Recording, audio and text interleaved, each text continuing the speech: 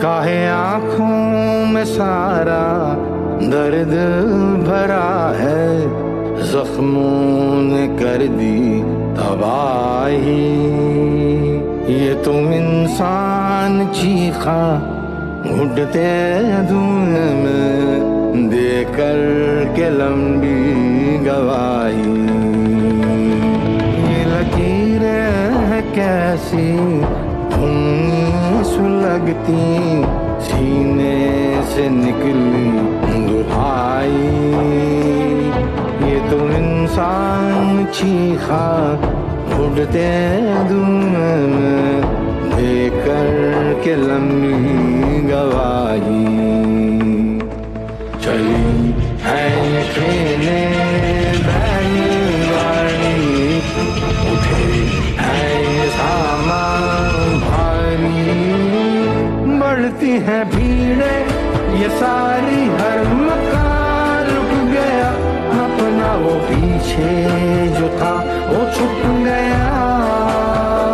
हर दिल हाय ये फिर से कांपता है, अभी सरहद खेतों में फिर से ये खून जुट गया। काहे रातें जली हैं, दिन जल गए हैं, जज्बों की लेके स्याही। ये तो इंसान चीखा घुटते धुएं में देकर के लंबी गवाही। ये तो याद ना ये हटी से भी रोती है, ये तो दिल कटे हैं, दिल की बातें भी होती हैं। जो अपने पास थे वो सारे सारे सब चले गए, जो अपने खास थे वो बोले हम सब चले गए। काहे आंखों में सारा दर्द भरा है, जख्मों ने कर दी तबाही। ये तुम इंसान चीखा घुटते धुएं में देकर के लंबी गवाही, देकर के लंबी गवाही। किताबों में स्याही से लिखा इतिहास उतना गहरा नहीं हो सकता जितना खून से इंसान की रूह पर लिखी उनकी दास्तानें होती हैं। खून की तरह ही सुर्ख लाल रंग से वो लकीर खींची गई थी और सब कुछ बदल गया था। 1947 एक साल, एक फैसला, एक लकीर, एक देश टुकड़ों में बट गया। सरहदों ने तो धरती के इस हिस्से के 3 टुकड़े किए, लेकिन लाखों लोगों की ज़हनियत में ऐसे टुकड़े हुए कि आज भी उन टुकड़ों से दर्द रिश्ता है। ये लकीर सिर्फ जमीन पर नहीं खींची, दिलों के बीच, खून के बीच और रूह के बीच ऐसी खींची कि कभी ना भरी जा सकने वाली दरार बन गई। ये लकीर खेतों को बांट गई, नदियों को, जंगलों को बांटने के साथ ही माओं की गोदों को भी बांट गई, और बांटते बांटते इंसान को ही बांटती। हिंदू, मुस्लिम, सिख, बंगाली, पंजाबी।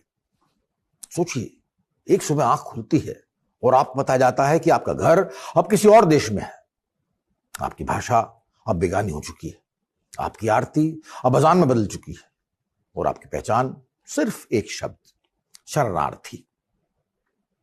ये फिल्म कोई तारीख नहीं दोहराती, ये जख्मों की तहरीर है।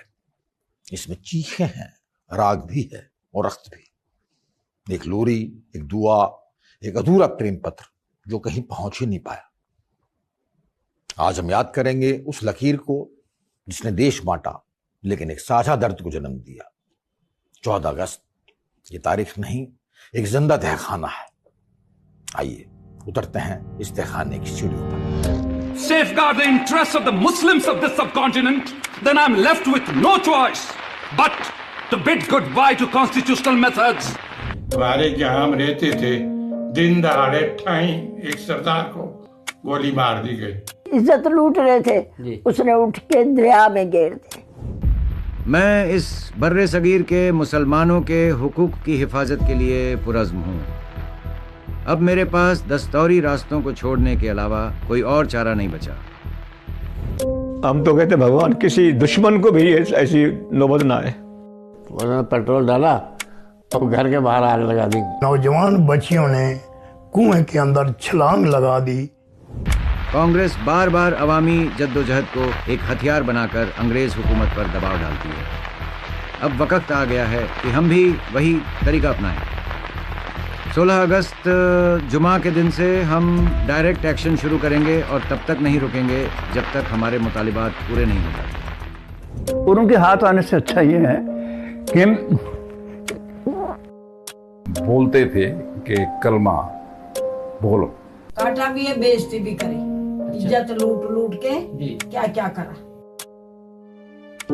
ये पिछली शताब्दी की सबसे बड़ी त्रासदी में से एक।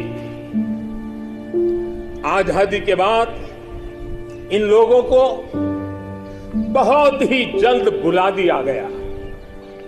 जो लोग विभाजन के समय अमानवीय हालात से गुजरे, जिन्होंने अत्याचार सहे, जिन्हें सम्मान के साथ अंतिम संस्कार तक नसीब नहीं हुआ, उन लोगों का हमारी स्मृतियों में जीवित रहना भी उतना ही जरूरी है।